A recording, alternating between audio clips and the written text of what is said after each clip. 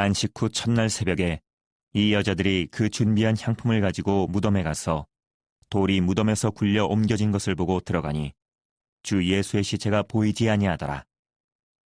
이로 인하여 근심할 때에 문득 찬란한 옷을 입은 두 사람이 곁에 섰는지라. 여자들이 두려워 얼굴을 땅에 대니 두 사람이 이르되 어찌하여 살아있는 자를 죽은 자 가운데서 찾느냐. 여기 계시지 않고 살아나셨느니라. 갈릴리에 계실 때에 너희에게 어떻게 말씀하셨는지를 기억하라. 이르시기를 인자가 죄인의 손에 넘겨져 십자가에 못 박히고 제3일에 다시 살아나야 하리라 하셨느니라 한데, 그들이 예수의 말씀을 기억하고 무덤에서 돌아가 이 모든 것을 11 사도와 다른 모든 이에게 알리니, 이 여자들은 막달라 마리아와 요한나와 야고보의 모친 마리아라. 또 그들과 함께한 다른 여자들도 이것을 사도들에게 알리니라. 사도들은 그들의 말이 허탄한 듯이 들려 믿지 아니하나 베드로는 일어나 무덤에 달려가서 구부려 들여다보니 세마포만 보이는지라. 그 된 일을 놀랍게 여기며 집으로 돌아가니라. 오늘은 기독교의 가장 큰 축제 날입니다. 성탄절보다 이 부활절을 향해서 가장 큰 축제의 날이다라고 이야기하는 것은 하나님의 말씀이 성취된 날이기 때문에 그래요. 예수 그리스도의 그 부활의 영광이 모든 믿는 자들에게 기쁨이 되고 소망이 되어지는 그러한 날이기 때문에 부활절은 그 어떠한 날보다 정말 큰 축제의 날이다라고 이야기하는 것입니다. 그런데 여기서 우리가 한 가지 더 생각해 봐야 될 것이 있습니다. 그것은 뭐냐? 이 부활의 기쁨과 소망이라고 하는 것이 그저 성도들에게만 주어지는 것이 아니라, 우리들만의 축제가 아니라 하나님께서 만드신 그 모든 피조물들의 축제가 되어야 된다는 것입니다. 기쁨이 되고 소망이 되어야 한다는 겁니다. 그러한 일들을 위해서 우리가 무엇을 해야 될까요? 성도들은 무엇을 해야 될까요? 예수 그리스도의 그 죽음과 부활에 대해서 팩트 체크를 해주며 나가야 됩니다. 현대에 들어와서 세상 사람들은 그러한 이야기들을 합니다. 모든 사건들에 대해서 이것이 진실인가 거짓인가를 판명하는 팩트 체크를 해야 된다. 팩트 체크를 행하는 그런 일들이 너무나도 많아졌습니다. 매년 부활절이 되면 사람들이 다 의심을 가져요. 세상 사람들이 다 의심을 갖습니다. 어떠한 의심입니까? 어떻게 사람이 죽었다가 다시 살아날 수 있느냐? 예수가 그 십자가에 달려 죽고 난 다음에 3일 만에 부활하게 될 것이다. 그리고 예수 그리스도를 믿는 자들은 다 구원받아서 하나님의 나라에 들어갈 것이다. 그런 이야기를 어찌 보면 허무맹랑한 그런 이야기일 수 있잖아요. 세상 사람들은, 믿지 아니하는 사람들은 그렇게 받아들일 수 있다라고 하는 것입니다. 나 여태까지 죽었다 살아난 사람 보지 못했으니까 나 믿을 수가 없다. 그렇게 이야기한다라는 거예요. 그 많은 의심들 때문에 기독교를 향해서 사람들은 그렇게 이야기하잖아요. 저기는 거짓말하는 종교다. 죽었다가 사람이 살아날 수가 없는데 그렇게 살아난다라고, 부활한다고 이야기하는 거란 거짓말쟁이들이다. 저 사람들은 참 어리석은 사람들이다. 그렇게 이야기할 때가 많아요. 우리는 이러한 오류들을 없애기 위해서 예수 그리스도의 그 죽음과 부활을 팩트 체크해 줘야 됩니다. 그리고 이 부활이라고 하는 것이 모든 인간들에게 참된 기쁨이 되고 소망이 되어진다라고 하는 사실들을 깨닫게 해줘야 됩니다. 그것이 우리 성도들의 임무라는 거예요. 팩트체크라고 하는 것은 검증 과정이라고 이야기할 수 있잖아요. 자, 그러면 어떻게 검증을 하며 나갑니까? 검증하는 그런 과정들을 보면 가장 좋은 방법은 제3자가 증언해 주는 것입니다. 제3자 입장에서 내가 그 사건들을 이렇게 다 지켜보고 그 상황들을 보았는데, 그리고 판명했는데 이것은 진짜다. 제3자가 그렇게 인정해 주며 나갈 때에 팩트체크가 되는 것입니다. 또 하나는 목격자들이 증언해 주는 거예요. 목격자가 있으면 그 목격자의 말이 확실한 것 아닌가요? 그렇게 하면서 팩트체크를 해 나가는 것입니다. 거기에다가 측근들의 진술하는 것, 측근들이 진술하는 것. 자, 제3자의 진술과 목격자의 진술과 그리고 측근들의 진술, 그리고 아예 반대 입장에 서 있는 사람들의 그런 진술, 그것이 다 동일하다면 어떤 결과를 도출하며 나갈 수 있습니까? 확실하다, 사실이다, 팩트체크하며 나갈 수 있게 된다는 겁니다. 거짓인지 사실인지 그것을 확인하며 나갈 수 있다는 거예요. 2중, 3중으로 체크하고 동일한 진술이 나온다면 그것은 의심할 여지가 없는 거예요. 성경에 기록된 그러한 사건의 과정들 속에서 부활이라고 하는 것이 왜 진실이고 사실인가, 그것들을 우리는 팩트체크하며 나가야 됩니다. 그리고 모든 자들로 하여금 이것이 진실이다라고 하는 것을 가르쳐 주어야 됩니다. 예수님께서는 이 땅에 오셔서 끊임없이 이야기하셨습니다. 자신을 향해서 내가 정말 십자가에 달려 죽을 것이다.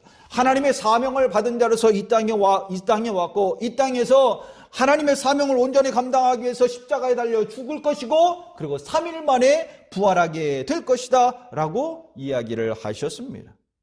그러면서 하나님의 아들이라고 주장하잖아요. 나는 하나님의 아들이다. 나를 통하지 않고는 너희가 구원받을 수 없다.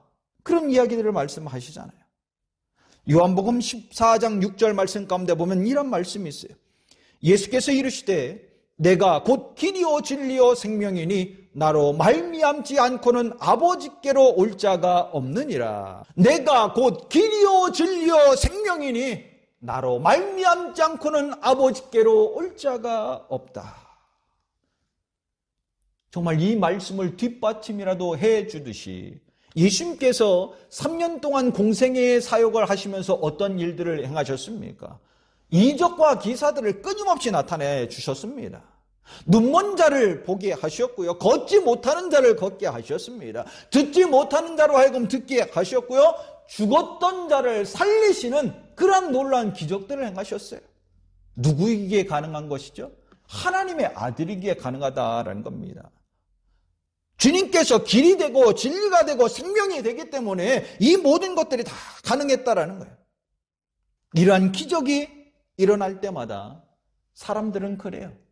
저것은 그냥 추종자들이 이야기한 것밖에 되지 않냐. 그냥 추종자들은 그 사람을 우상화해야 되니까 당연히 저렇게 이야기할 수 있는 것 아니냐. 그러니 우리는 믿지 못하겠다. 그런 말들을 해요. 자, 그렇다면 추종자가 아닌 사람이 증언한다면 그건 확실한 것 아닙니까? 그건 확실한 거잖아요. 추종자가 아니잖아요. 제3자가 예수님께서 행하신 그런 일들을 바라보면서 참된 하나님의 아들이다 라고 인정해 준다면, 그렇게 증언해 준다면 그거는 의심할 여지 없는 거잖아요. 제3자가 있으니까 의심할 여지가 없잖아요. 그러면 여기 보십시오. 제3자가 예수님을 향해서 뭐라고 증언하고 있는가? 예수님께서 정말 하나님의 말씀을 응하게 하기 위해서 십자가에 달리셨습니다. 죄수의 몸으로서 십자가에 달려 죽으셨습니다.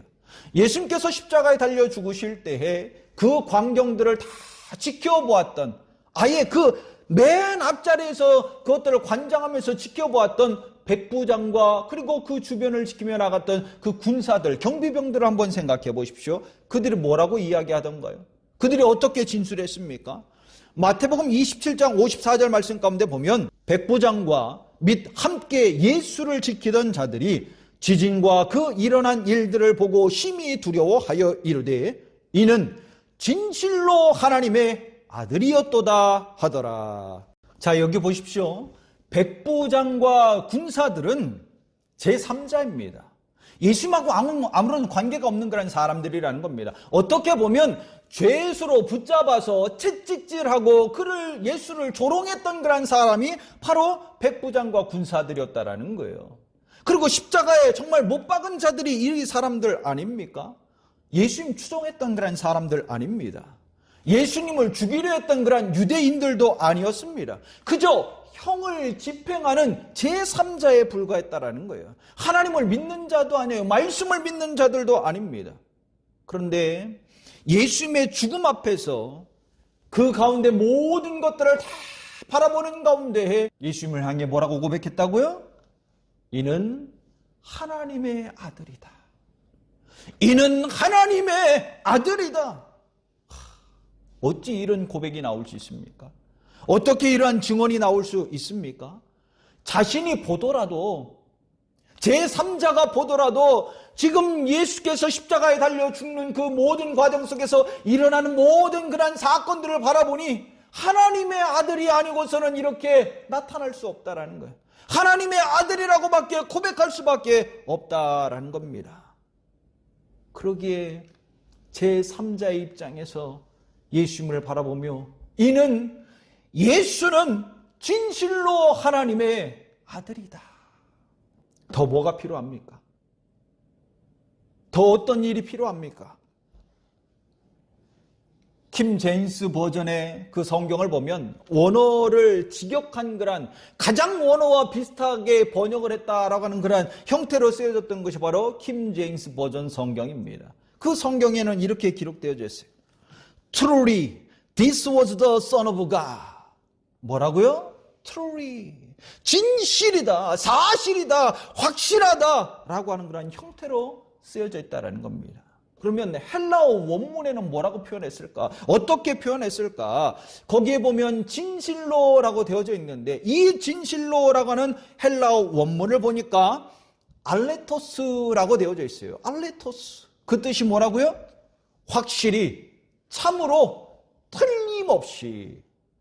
백부장과 그 안을 지키던 그러한 군사들 뭐라고 이야기한 겁니까? 예수는 틀림없이 하나님의 아들이다.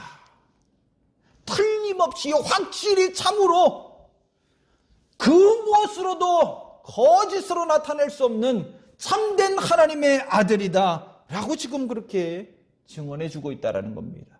그렇게 고백해주고 있다는 겁니다. 예수 그리스도의 부활, 예수 그리스도의 그 죽음 의심해야 합니까? 의심하지 말아야 됩니까? 이거는 의심할 여지가 없는 거예요. 의심할 여지가 없어요. 백부장과 그리고 그 로마 군인들은 예수님의 죽음과 부활에 대해서 아무런 상관이 없는 사람들입니다. 부활한다고 해서 뭐 자신들한테 뭐 주어지는 것 있는 그런 것도 하나도 없습니다. 그럼에도 불구하고 이들이 뭐라고 인정해 줬다고요? 하나님의 아들이다. 틀림없이 하나님의 아들이다. 확실하게 하나님의 아들이다. 의심할 여지가 없는 겁니다. 의심할 여지가 없어요. 예수 그리스도가 하나님의 아들이다라고 하는 사실을 제3자를 통해서 우리는 팩트 체크하며 나갔습니다.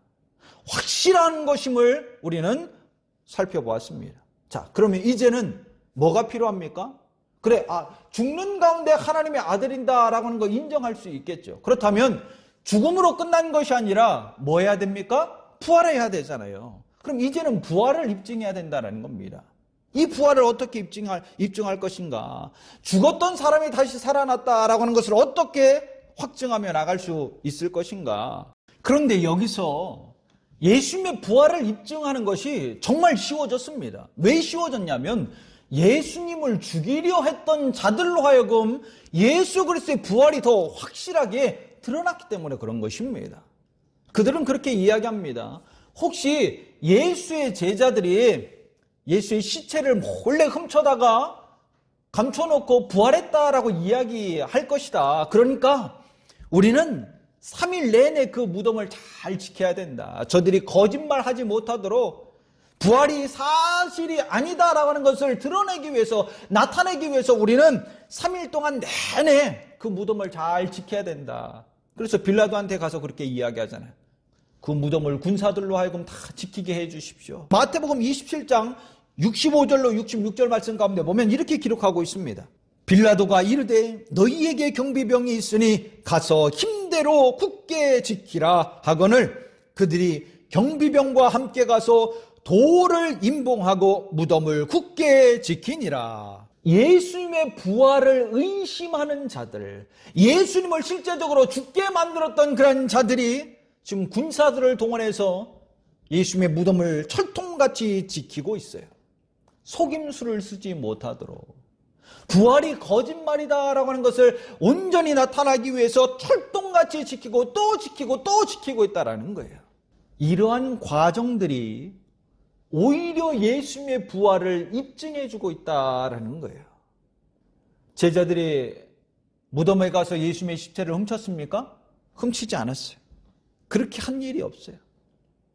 그저 예수 그리스도를 신성 모독죄로 뒤집어 씌워서 십자가에 죽게 만들었던 그런 사람들입니다. 그러니 얼마나 그 무덤을 철통같이 지켰겠습니까? 정말 철통같이 지켰을 거예요. 어찌 보면 자신의 기득권을 지키는 일이 바로 이 일이다라고 생각했잖아요. 자기 기득권을 지키기 위해서 군사들을 동원해서 무덤을 그렇게까지 지켰는데 그때 예수님의 제자들이 시체를 빼돌릴 상황이에요? 상황도 되지 못했다라. 그러면 그 지키고 있는 그런 군사들이 예수님을 죽였던 그런 사람들이 예수님의 시체를 빼돌릴 이유가 있습니까? 없습니까? 그런 이유 자체도 없다라고 하는 겁니다. 그럼에도 불구하고 어떤 결과가 일어났죠? 오늘 본문 6절과 7절 말씀 보십시오. 여기 계시지 않고 살아나셨느니라. 갈릴리에 계실 때에 너희에게 어떻게 말씀하셨는지를 기억하라. 이르시기를 인자가 죄인의 손에 넘겨져 십자가에 못 박히고 제3일에 다시 살아나야 하리라 하셨느니라. 그렇게 철동같이 지켰음에도 불구하고 예수님께서는 말씀대로 십자가에 달려 죽으시고 제3일 만에 다시금 살아나셨습니다. 예수님께서 부활하시고 난 다음에 정말 예수를 죽이려 했던 자들이 그들이 어떤 행동들을 하죠? 어떤 일들을 벌이며 나갑니까?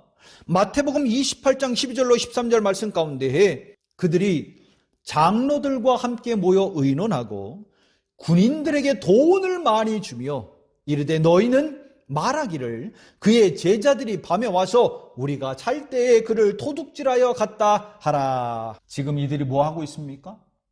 예수 그리스도를 죽인 그 사람들이 뭐 하고 있습니까? 부활이 없다고 믿는다면 이런 행동을 할 이유가 있나요? 그 무덤을 지키고 있었던 사람들에게, 군인들에게 돈을 많이 주면서 야, 너희 우리가 시키는 대로 해. 이렇게 위증해. 제자들이 밤중에 와서 그 시체를 도둑질해서 갔다. 그렇게 위증해. 지금 그렇게 이야기하고 있다.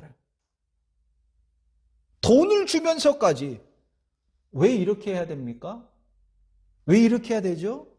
예수님의 부활을 막기 위해서 그런 거예요. 거짓이라고 나타나기 위해서 그런 것이다라는 겁니다. 그러나 이들이 행하는 그러한 행동들을 보면 예수 그리스도의 부활이 더 확실한 것이다 라고 하는 것을 지금 뒷받침해 주고 있다는 거예요. 반증적으로 나타내 주고 있는 것 아닙니까? 그저 예수님의 그 부활을 감추기 위해서 급급한 그런 형태를 취하고 있는데 감춘다고 감춰지나요? 감춘다고 감춰지는 것이 아니에요. 진실은 드러나게 되어 있다라는 것입니다. 아무리 사람들에게 돈을 주고 회유책을 하면서 위증하게 했다 할지라도 그게 감춰지는 것이 아니다라는 거예요.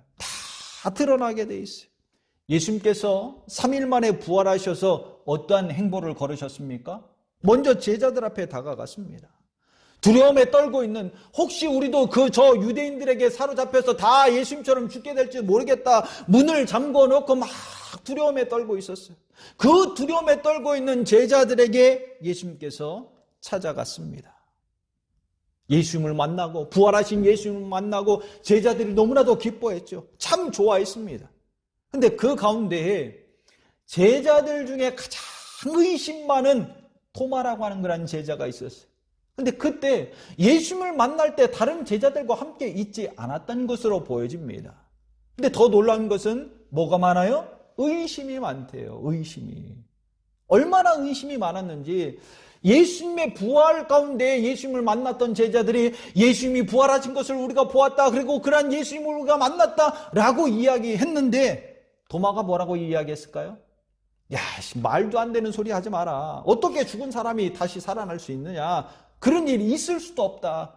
그럼에도 불구하고 제자들이 진짜야. 우리가 만났어. 부활하신 예수님이 우리를 찾아오셔서 우리와 함께 더불어서 기쁨을 나누었어. 그렇게 계속 이야기하니 도마가 뭐라고 이야기하냐면 나는 정말 내 손으로 예수님의 손에 구멍난 그 손에 내 손가락을 넣어보고 예수님의 창에 찔렸을 그때 그 구멍난 창 속에 구멍난 거기 그 옆구리에 내 손을 넣어보지 않고는 나는 믿지 않겠다.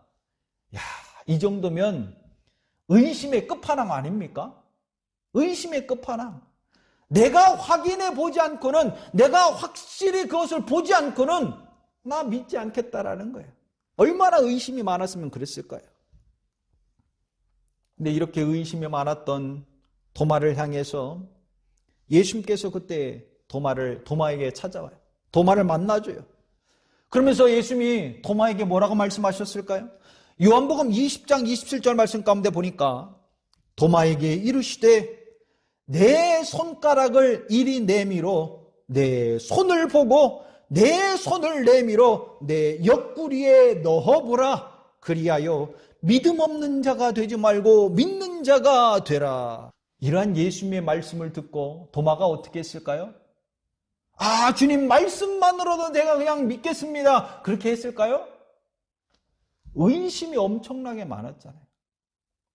그렇다면 이 의심 많은 도마는 정말 예수님께서 말씀하신 것처럼 이 손에 못자국 난 그 손에 정말 자신의 손가락을 넣어봤을 거예요. 창에 찔려서 구멍난 이 옆구리에 자신의 손을 넣어봤을 거예요. 왜 예수님께서도 넣어보라고 이야기하셨습니까? 왜? 의심 많은 도마였기 때문에. 정말 자신의 손으로 넣어보고 확인한 다음에 도마가 뭐라고 고백하죠? 도마의 고백을 보십시오.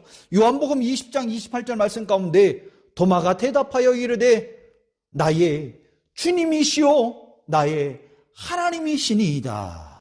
확실하게 확인했기 때문에 도마가 이렇게 고백하잖아요. 나의 주인이십니다. 나의 하나님이십니다. 여러분 한번 생각해 보십시오. 거짓말이다라고 하는 것을 제가 알아요. 내가 그것을 알아요. 근데 그 거짓말을 위해서 내 목숨을 내건다. 그 거짓말을 위해서 내가 죽는다. 가능해요? 불가능해요? 그거 불가능한 것입니다. 거짓말을 위해서 죽는 사람 한 사람도 없어요.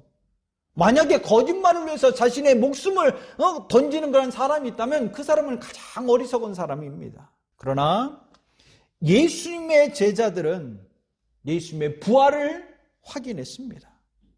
진실임을 알았습니다. 진실이기 때문에 그들은 정말 순교의 자리까지 가는 거예요.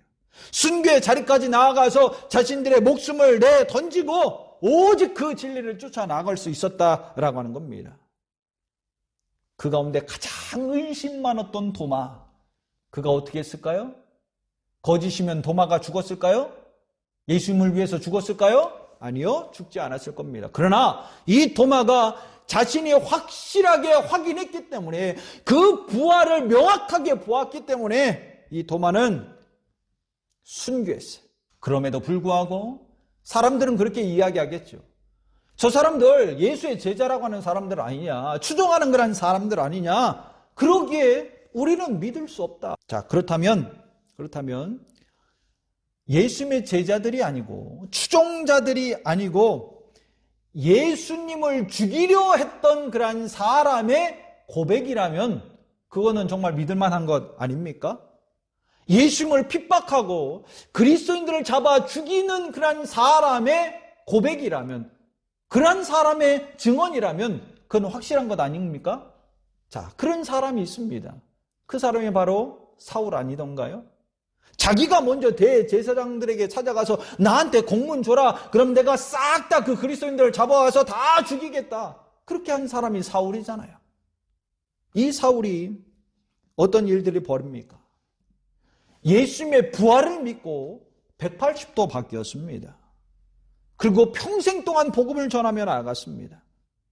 사울이었다가 계명함으로 말미암아 바울이 됐죠. 이 바울이라고 하는 그런 이름을 가지고 평생 동안 부활의 복음을 전하며 나아갔어요. 그전에는 뭐 했던 사람이라고요? 예수를 핍박했던 사람, 그리스도인들을 잡아 죽이는 그런 사람, 그 사람이 정말 바뀌어서 예수 그리스도의 부활을 평생 동안 선포하며 나갔다라는 거예요. 거기에다 더 놀라운 것은 이 바울은 죽음의 문턱을 수도 없이 넘나들었던 그런 사람이에요. 무엇 때문에?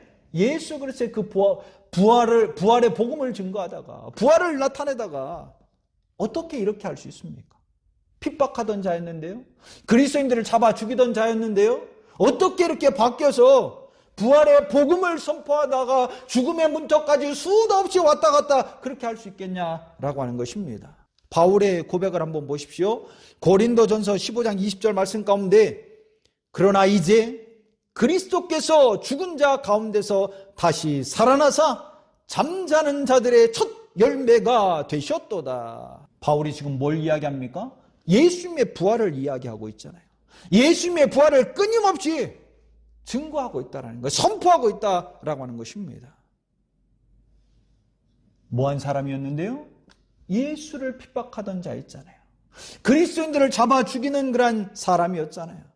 그런데 이러한 고백을 하고 있다는 거, 팩트 체크가 되지 않고는, 확실하게 그것을 보지 않고는 이런 일들을 벌일 수 없다는 것입니다. 바울이라고 하는 사람은 결국 목베임을 당해서 죽음을 당합니다. 로마에서 목베임을 당하면서 죽임을 당해요. 뭐 때문에요?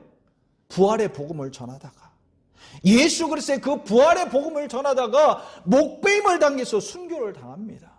잡아다 죽이는 사람이었는데, 그리스도를, 예수를 핍박하던 자였는데 그 예수를 위해서 목베임을 당해서 순교를 당한다. 이거는 확실하지 않고는 그게 불가능한 일입니다. 로마의 백부장과 그리고 그 주변을 함께 지키고 있었던 군사들이 인정해 줬잖아요. 하나님의 아들이라고 인정해 줬잖아요. 돈을 주어서 사람들을 매수하고 위증하게 행했던, 그 예수 그리스도를 죽이려 했던 그런 사람들의 행동의 모습으로 말미암아 부활이 반증적으로 입증되고 있잖아요. 거기서 그치지 않았죠. 예수님의 제자를 통해서, 정말 의심이 가장 많았던 도마를 통해서 순교의 자리까지 나아가는 그런 형태들을 통해서 예수 그리스도의 부활이 지금 입증되고 있잖아요. 제자들뿐만이 아니라 예수를 핍박하고 그리스도인들을 잡아 죽이던 이 바울이 완전히 180도 바뀌어서 부활하신 예수님의 그 복음을 증거하면서 부활이 사실이다라고 하는 것을 지금 입증해주고 있잖아요. 거기서 그치지 않았죠? 고린도전서 15장 4절로 6절 말씀 가운데 보면 그렇게 기록합니다. 장사 지낸 바 되셨다가 성경대로 사흘 만에 다시 살아나사 게바에게 보이시고 후에 12 제자와 그 후에 500여 형제에게 일시에 보이셨나니 그 중에 지금까지 대다수는 살아있고 어떤 사람은 잠들었으며, 지금 보십시오. 제자들뿐만이 아니라 500여 형제에게 예수님께서 그 부활의 모습을 보이셨습니다. 근데 더 놀라운 것은 뭐냐? 그 당시 예수님의 부활을 입증해 줄 사람들이 대다수는 다 살아있다라는 거예요. 대다수는 다 살아있답니다. 그 사람들이 한 번씩만 증인으로서 고백을 한다고 한번 생각해 보십시오. 증언한다고 한번 생각해 보십시오. 어떻게 예수님의 부활 의심할 여지가 있습니까? 의심할 여지가 없어요. 예수 그리스도의 죽음과 부활을 입증해 줄 증인은 차고 넘쳐난다라는 겁니다. 예수 그리스도는 사망 권세를 이기시고 부활하셨습니다. 살아나셨습니다. 부활절은 성도에게 있어서 참된 기쁨의 날입니다. 또한 소망의 날입니다. 우리에게만 주어지는 기쁨과 소망이 아니라 정말 하나님의 피조 흘렸던 이 세상 가운데 있는 모든 믿지 아니하는 자들에게도 이 부활이 참된 기쁨이 되고 소망이 되어지는 놀라운 역사가 일어나기를 간절히 축원합니다.